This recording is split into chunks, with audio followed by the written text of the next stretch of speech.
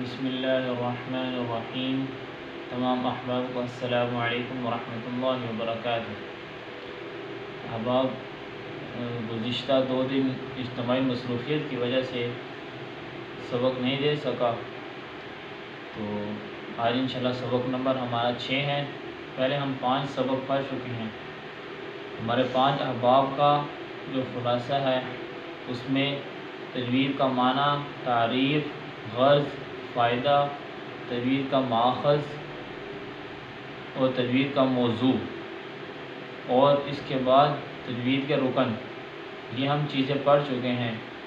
جو آخری ہمارا سبق تھا وہ تھا تجوید کے رکن کتنے ہیں، یعنی کہ جس کے اوپر تجوید کھڑی ہے، یہ ہمارا آخری سبق تھا۔ تو تجوید کے 4 رکن تھے۔ پہلا رکن تھا ہر حرف کے مخرج کو جاننا، ہر حرف کی صفات کو جاننا، 2 حرف مل کر آ جائیں ان کے اوپر جو اصول لگتا ہے ان اصول کو جاننا۔ چوتھا تھا ماہر استاد سے سیکھنا اور زبان سے اس کی مشق کرنا، بار بار دہرانا۔ یہ ہم نے پڑھا تھا آخری سبق کے اندر، یہ ہمارا سبق نمبر 5 تھا۔ آج ہم پڑھیں گے سبق نمبر 6۔ اس سبق نمبر 6 سے پہلے کچھ چیزیں آپ کو بتانا ضروری سمجھتا ہوں۔ اس کے اندر یہ ہے کہ 7 طریقوں سے اللہ کے نبی صلی اللہ علیہ وسلم کے اندر، ان کے دور کے اندر، اس کو 7 طریقوں سے 7 روایات سے قرآن مجید کو پڑھا جاتا تھا۔ اب وہاں سے سیکھنے کے بعد، صحابہ سے سیکھنے کے بعد، جب قرآن مجید مختلف ممالک کے اندر صحابہ کرام گئے اور ان سے لوگوں نے سیکھا، تو جو صحابہ کرام کے شاگرد تھے، تابعین، انہوں نے قرآن پاک کو سیکھا۔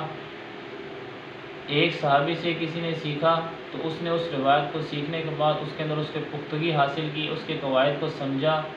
سمجھنے کے بعد پھر اس نے اس علاقے کے اندر اس کو رواج دیا، یعنی کہ اس علاقے کے اندر اس کو چلایا، تو اس علاقے کے اندر اس امام کے نام کے ساتھ وہ روایت منسوب ہو کر چلنا شروع ہوئی۔ جیسے کہ امام حفص ہیں، امام حفص نے صحابہ کرام سے سیکھا، سیکھنے کے بعد انہوں نے اس کو رواج دیا، یعنی کہ ہمارے پاس، یعنی کہ ہم پاکستان، پاک و ہند کے اندر جو ہے نا، پاکستان کے اندر، انڈیا کے اندر اور ممالک ہیں ان کے اندر، اور جو ہمارے ممالک ہیں بنگلہ دیش ہے اس کے اندر، یہ امام حفص کے شاگرد ہیں امام عاصم۔ امام عاصم کی روایت مشہور امام حفص کی ہے، ان کی روایت ہم پڑھتے ہیں امام حفص کی۔ امام حفص کی روایت کو پڑھنے کے 2 طریقے ہیں، ایک طریقہ ہے شاطبی، دوسرا ہے جزری۔ تو ہم پڑھتے ہیں امام حفص کی روایت بطریقہ شاطبی رحمہ اللہ، یہ ہم پڑھتے ہیں، یہ طریقہ کار ہے ہمارے روایت پڑھنے کا۔ یہ طریقہ کار، یہ ایک امام حفص ہیں، اس طرح 6 امام اور ہیں، یعنی کہ 7 امام ہیں، ٹھیک ہے، 7 روایات ہیں۔ 7 روایات کو روایت کرنے والے جو امام ہیں وہ مختلف ہیں۔ امام ورش ہیں، امام دوری ہیں، ٹھیک ہے، یہ سارے امام ہیں۔ امام حفص اسی طرح امام ہیں۔ امام حفص نے صحابہ کرام سے سیکھا، سیکھنے کے بعد پھر اس کو اس روایت کو رواج دیا۔ ہم جو لوگ جس طریقے سے ہم لوگ قرآن پاک پڑھتے ہیں، یہ امام حفص کی روایت ہے۔ امام حفص کی روایت کو لے کے ہم لوگ قرآن پاک پڑھ رہے ہیں۔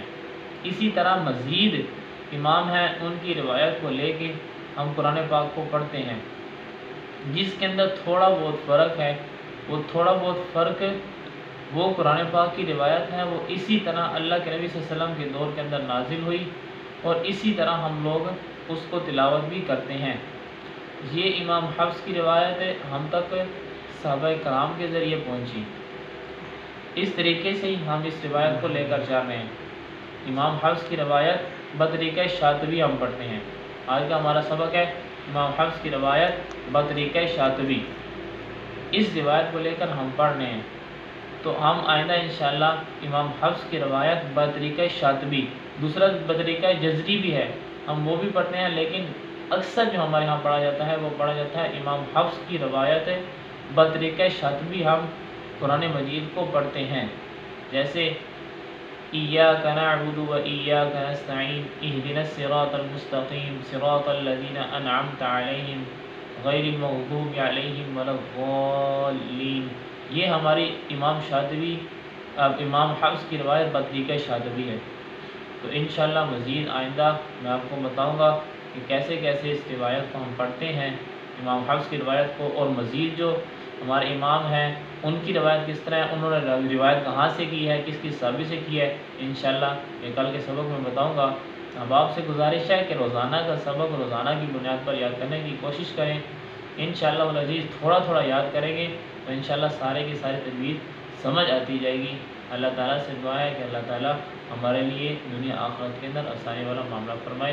السلام علیکم ورحمۃ اللہ وبرکاتہ۔